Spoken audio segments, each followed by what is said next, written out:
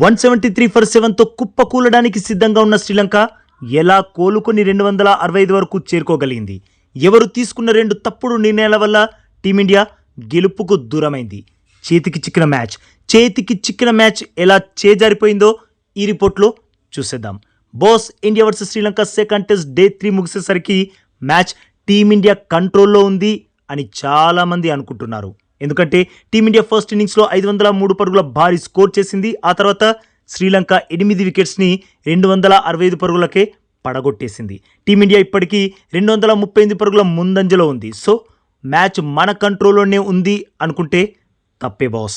దానికి కారణం day 4, day 5లో భారీ వర్షాలు కురిసే అవకాశం 80% ఉంది అన్నది వాతావరణ శాఖ రిపోర్ట్.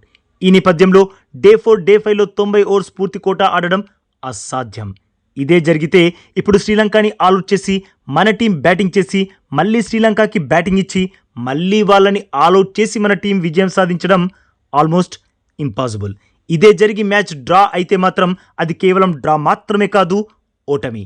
టీమిండియా దారుణ ఓటమి అవుతుంది. ఎందుకంటే మన టీం WTC ఫైనల్ చేరాలంటే ఈ మ్యాచ్ ఖచ్చితంగా గెలవాల్సిందే.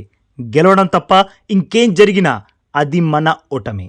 యాక్చువల్గా ఈ మ్యాచ్ ఇప్పటికే 90% మన చేతికి చిక్కాల్సింది.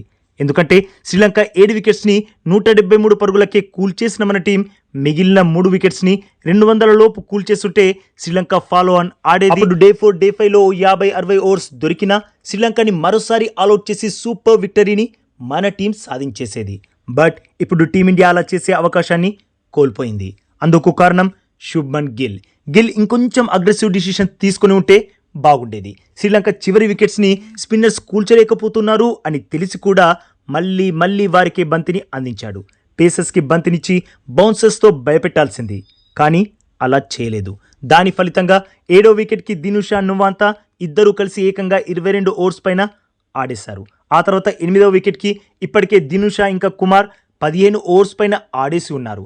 ఇక్కడ అంత బిగ్ పార్ట్నర్షిప్స్ ఇవ్వకపోయి ఉంటే శ్రీలంకతో కానీ త్వరగానే కట్ చేసి ఉంటే డే 3లోనే శ్రీలంక ఫస్ట్ ఇన్నింగ్స్ 200 లోపే ముగిసిపోయేది. సెకండ్ ఇన్నింగ్స్లో మరో 3-4 వికెట్స్ కూడా కోల్పోయి ఉండేది. మిగిలిన వికెట్స్ని వర్షం బ్రేక్ ఇవ్వగానే కూల్చేసి మన టీం ఘన విజయం సాధించి ఉండేది.